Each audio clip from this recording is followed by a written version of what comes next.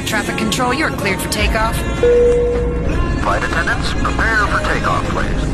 இந்த வண்டிங்களுக்கு முன்னாடி கயிறு கட்டியிருக்கு பார்த்தீங்களா, அது எதுக்காகடான்னா அந்த டிரைவர்ஸ்லாம் துணியை அலசி வந்து காயப்படுவாங்க. இப்போ நானுமே அதுதான் பண்ணணும். என் வண்டிலேயும் முன்னாடி இருக்குது, கயிறு கட்டியிருக்கு. வாஷிங் மிஷினில் துவைச்சோம்னா அந்தளவுக்கு அழுக்கு போகாதுங்க. நமக்கு கையில் துவைச்சோம்னா நமக்கு காசும் கொஞ்சம் மிச்சம். அதே போல் வாஷிங் மிஷினில் துவைக்கிற ஃபெசிலிட்டி வந்து எல்லா இடத்துலையும் இருக்காது. அது எங்கேயாவது ஒரு இடத்துல தான் இருக்கும். ஒரு சில அந்த இடத்துல மட்டும்தான் நம்ம துவைக்க முடியும். அப்படி இருக்கும்போது பெட்ஷீட்லாம் நம்ம கையில் துவைக்க முடியாது. அப்போ நம்ம வந்து அந்த வாஷிங் மிஷினில் சேர்த்து போட்டு பெட்ஷீட்லாம் துவைச்சி துணியும் சேர்த்து அப்போ வேணால் துவைச்சிக்கலாம். அது எல்லா இடத்துலையும் வாஷிங் மிஷின் இருக்காது, எங்கேயாவது ஒரு இடத்துல தான் இருக்கும். நம்ம நிப்பாட்டுற பார்க்கிங்கில் இருந்துச்சுன்னா தான் உண்டு, இல்லைன்னா ஒன்றும் பண்ண முடியாது. நம்ம கையில் தான் துவைச்சி போட்டுக்கணும். இது என்ன சொல்கிறது, துணியில் இருக்க அழுக்கும் நல்லா போகும் ஊற வச்சு துவைக்கிறனால. எப்படா துவைக்கணும்னா, பெட்ரோல் பங்க்கில் தண்ணி வரும், அந்த தண்ணியை பக்கெட்டில் பிடிச்சிட்டு வந்து நம்ம வண்டிக்கிட்ட வச்சு நம்ம வந்து ஊற வச்சு கொஞ்சம் நேரம் ஊற வச்சு ஒரு 2 டைம் 3 டைம் அலசி தூக்கி போட வேண்டியதான். சும்மா காலில் ஒரு 2 மதித்து அப்படி தூக்கி போட வேண்டியது தான். இதை நீங்கள் இந்த மாதிரி தான் பண்ணணும். இப்போ காலையில் நான் எழுந்து என்னடா பண்ணேன் அப்படின்னு கேட்டிங்கன்னா, காலைல எழுந்து ஃப்ரெஷ் ஆகிட்டு பாத்திரம்லாம் விளக்கி கழுவி வச்சுருக்கேன். இதுக்கப்புறம் நான் என்ன பண்ணணும், போய் சமைக்கணும். திங்கள் செவ்வாய்க்கு வர மாதிரி, இன்றைக்கி திங்கக்கிழமை வர மாதிரி 2 நாளைக்கு வர மாதிரி நான் சமைக்கணும். சமைச்சிட்டு மறுபடியும் அந்த சமைச்சதெல்லாம் எடுத்து ஒரு டிஃபன் பாக்ஸில் மாற்றி வச்சுட்டு திரும்பி நான் பாத்திரத்தை கழுவி உள்ளே வச்சுருவேன். ஏன்னா அடுத்த நாள் சமைக்கிறதுக்கு நமக்கு ஈஸியாக இருக்கும். இன்றைக்கி ரெஸ்ட்டில் இருக்கும், வண்டி ஓட்டல. ஏன்னா வண்டி ஓட்டுற அன்றைக்கி அதே வேலையும் சேர்த்து செஞ்சோம்னு வச்சுக்கோங்களேன், பாத்திரங்கள் ஒன்று நமக்கு கொஞ்சம் கஷ்டமாக இருக்கும். அதனால் இன்றைக்கி ஃப்ரீயாக இருக்கும்போது இந்த வேலையை கொஞ்சம் ஃபுல்லாக செஞ்சு வச்சிட்டோம்னா அன்னைக்கு நமக்கு ஈஸியாக இருக்கும். அதே மாதிரி என்றைக்கு சமைக்கிறனோ அன்னன்னைக்கு அதை அப்போ அந்த வேலைக்கு பசியில் சாப்பிட்டுட்டு அடுத்து தட்டு கழுவும்போது அப்படியே அந்த பாத்திரத்தையும் சேர்த்து கழுவிடுவேன். அந்த டிஃபன் பாக்ஸில் மாற்றி வச்சுட்டு, யூரோப் போகிறீங்கடா அப்படின்னா ஒரு நல்ல ஒரு குழம்பு பிடிக்கிற மாதிரி ஒரு தூக்கு சாப்பாடு பிடிக்கிற மாதிரி ஒரு டிஃபன் பாக்ஸ் எடுத்து வந்துட்டிங்கன்னா நீங்களும் இந்த மாதிரி பாத்திரம் கழுவிட்டு எடுத்து உள்ளே வச்சுக்கலாம். வேறு என்ன, அதனால் உங்களோட கேள்விகள் வந்து நான் வீடியோவில் சொன்ன விஷயங்கள் திரும்ப கேட்க வேண்டாம். தயவு செஞ்சு என்னுடைய வீடியோவெல்லாம் உள்ளே போய் பாருங்கள், பின்னாடி போய் பாருங்கள் எப்படி இருக்குது, என்ன சொல்லியிருக்கேன், எந்தெந்த வீடியோ என்ன தலைப்பில் போட்டிருக்கேன் அப்படின்ற பாருங்கள். பார்த்துட்டு அதில் இல்லாத விஷயத்த என்கிட்ட கேளுங்க தயவு செஞ்சு. ஏன்னா எனக்கும் நான் சொன்ன விஷயத்தையே திரும்ப சொல்கிறதும் எனக்கும் கொஞ்சம் கஷ்டமாக இருக்குது. கேள்விகளை கொஞ்சம் தயவு செஞ்சு என்னோடய ஒரு வீடியோ மட்டும் பார்த்துட்டு கேள்வி கொஞ்சம் பார்க்க வேண்டாம். பழைய வீடியோக்களை வந்து போய் பாருங்கள். உங்களால் பொறுமையாக பார்க்க முடியலன்னா ஒன்றும் பிரச்சனை இல்லை, 2 மடங்கு வேகத்தில் வச்சு பாருங்கள், ஒன்றும் பிரச்சனை இல்லை. என்னோடய வீடியோ ஸ்லோவாக இருந்துச்சு, பொறுமையாக பார்க்க முடியலன்னா 2 மடங்கு வேகத்தில் வச்சு தயவு செஞ்சு பாருங்கள். பார்த்துட்டு என்கிட்ட கேளுங்க. இப்போ ட்ரெய்லர் எக்ஸ்சேஞ்ச்னால் எப்பட்றா பண்ணணும் அப்படின்னா, இப்போ இந்த ட்ரெய்லரில் இருக்க ஆல் டீட்டெயில்ஸ் எல்லா டீட்டெயில்ஸும் நீங்கள் செக் பண்ணணும். பேக்கில் இருக்க லைட்டு, இந்த நம்பர் பிளேட்டு, இந்த பம்பரு, இந்த ரப்பர் முதற்கொண்டு இந்த டோர் இருக்குது பார்த்திங்களா, இந்த டோரை ஓப்பன் பண்ணி இது ப்ராப்பராக ஓப்பன் ஆகுதா அப்படின்றத செக் பண்ணணும். அதே போல் மெயினாக நம்ம பார்க்க வேண்டியது வந்து இந்த டயரில் எங்கேயாவது டேமேஜ் இருக்கா அப்படின்றத முக்கியமாக பார்த்துக்கணும். ஏன்னா டயர் டேமேஜ் பெரிய விஷயமா இருக்கும். கம்பெனியில் அதுக்கு வந்து நம்மள்ட்ட லெட்டர் எழுதி வாங்கி அது வந்து ஃபைன் போடுவாங்க. அது நம்ம தலையில் வந்துடக்கூடாது, அந்த டிரைவர் பண்ணது. அதே போல் டூல் பாக்ஸ் ஓப்பன் பண்ணி அந்த டூல் பாக்ஸுக்குள்ளார வந்துட்டு என்னென்ன இருக்குது என்னென்ன இல்லை அப்படின்றத பார்க்கணும்.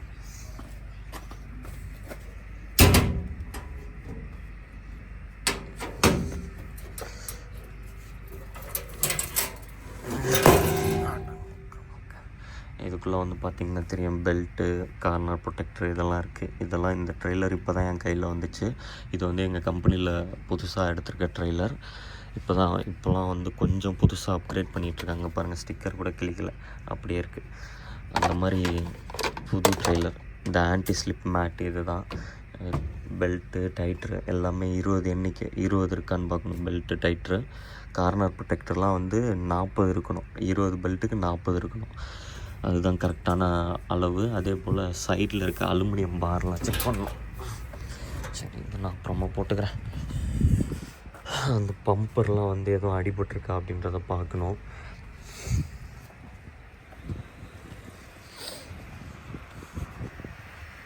அப்புறம் டோரோட ஃபங்க்ஷனாலிட்டியை செக் பண்ணணும், எப்படி ப்ராப்பராக ஃபங்க்ஷன் ஆகுதா அப்படின்னு.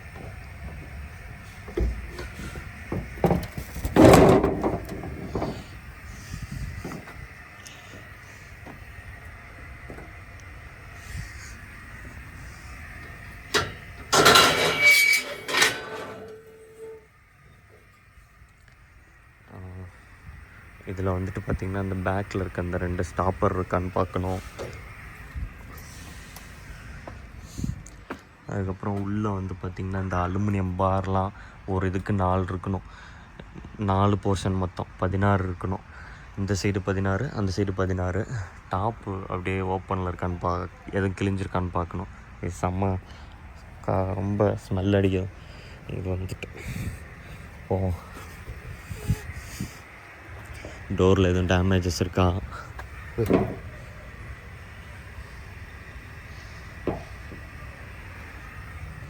டாப் ஓப்பன் பண்ணுற கம்பி எங்கே, இந்த இடத்துல இருக்குது பாருங்கள் டோரில்.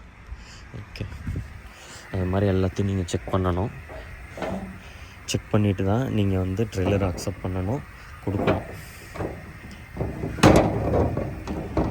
இந்த லாக்கை வந்து இந்த லாக்கு கண்டெய்னர் போடுற மாதிரி தான்.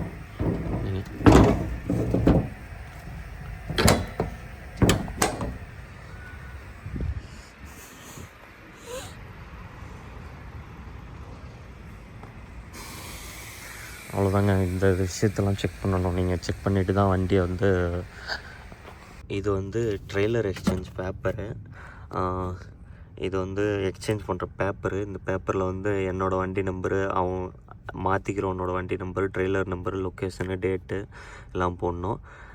இதெல்லாம் என்னென்ன டீசல், ரெஃப்ரிஜிரேட்டர் வண்டியாக இருந்துச்சுன்னா டீசலு அது எவ்வளோ இருக்குது ரெஃப்ரிஜிரேட்டரில், அந்த டீட்டெயில்ஸ்லாம் போடணும். இது வந்து 6 டயர் என்ன பிராண்டு என்ன கண்டிஷனில் இருக்குன்றதை மென்ஷன் பண்ணணும்.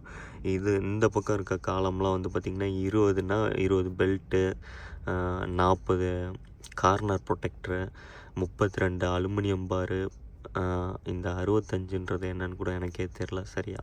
இந்த மாதிரி ஒவ்வொரு விஷயமும் இருக்குதா இல்லையான்னு சொல்லி எல்லாமே மென்ஷன் பண்ணணும். வீல் ஸ்டாப்பரு, டாப் ஓப்பன் பண்ணுற கம்பி, பெல்ட்டு, டைட்ரு, அதுக்கப்புறம் வந்துட்டு வேறு என்ன இருக்கும், ஆன்டி ஸ்லிப் மேட்டு, மேபி இது ஆன்டி ஸ்லிப் மேட்டாக இருக்கும்னு நினைக்கிறேன்.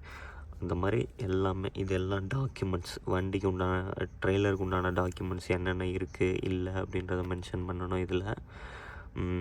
இது வந்து வண்டியில் ஏதாவது டேமேஜ் இருந்துச்சுன்னா எந்த இடத்துல இருக்குது, எங்கேயாவது இங்கே இருந்தால் இங்கே இருக்குது இதை மென்ஷன் பண்ணணும், இங்கே மென்ஷன் பண்ணணும், இங்கேயும் மென்ஷன் பண்ணிவிட்டு என்ன கமெண்ட்ஸ், எதனால் அந்த என்ன டேமேஜ் அப்படின்றத இங்கே எழுதணும்.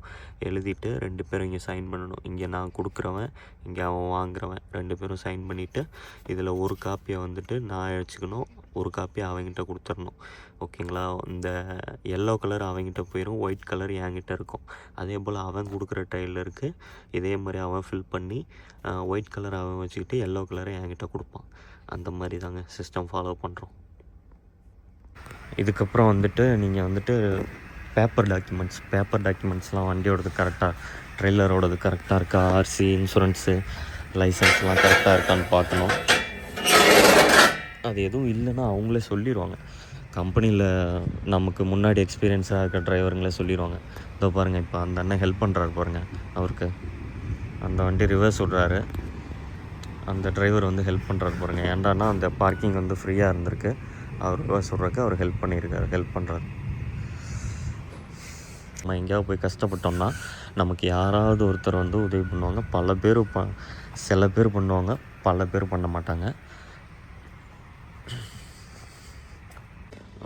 இந்த பாத்திரத்தெல்லாம் கழுவி வச்சுட்டு நான் குறைஞ்ச தண்ணியெல்லாம் பிடிச்சி வச்சுட்டு அதுக்கப்புறம் வண்டியை க்ளீன் பண்ணிவிட்டு நான் வந்து படுத்து தூங்கினனால எனக்கு நேரம் சரியாக இருக்கும். மறுபடியும் நாளைக்கு காலைல என்னோடய வேலையை ஒரு 5 மணிக்கு ஸ்டார்ட் பண்ணிடுவேன். 5 மணி 5:30 மணியை போல் ஸ்டார்ட் பண்ணிடுவேன். நான் போக வேண்டிய தூரம் எவ்வளோ இருக்குமோ அதை கணக்கு பண்ணி எவ்வளோ அட்வான்ஸாக எடுக்க முடியுமோ அவ்வளோ அட்வான்ஸாக எடுத்துருவேன். ஜெர்மனியை பொறுத்தவரையிலும் எவ்வளோ சீக்கிரம் காலையில் நம்ம எடுக்கிறோமோ அவ்வளோ சீக்கிரம் நம்ம ஈவினிங் நிப்பாட்டிடலாம். நிப்பாட்டுறதுனால நமக்கு வந்து ப்ளஸ்ஸு தான். இப்போது நான் முன்னாடி சொன்ன இந்த வேலைகளுக்கு மத்தியில் தான் நான் வந்துட்டு இந்த வீடியோ எடுத்து போஸ்ட் பண்ணுறேன். கமெண்ட்ஸுக்கெலாம் ரிப்ளை பண்ணுறேன், இன்ஸ்டாகிராம் மெசேஜுக்கு ரெஸ்பான்ஸ் பண்ணுறேன், எனக்கு ஃபோன் பண்ணுறவங்கள்ட்ட ஃபோன்லேயும் பேசுகிறேன். என் ஃபேமிலிக்கும் டைம் ஸ்பெண்ட் பண்ணுறேன், அவங்கக்கிட்டேயும் பேசுகிறேன். இந்த லீவ் நாளில் சுற்றி பார்க்க போகலாமே அப்படின்னு கூட ஒரு அண்ணா சொல்லியிருந்தார்.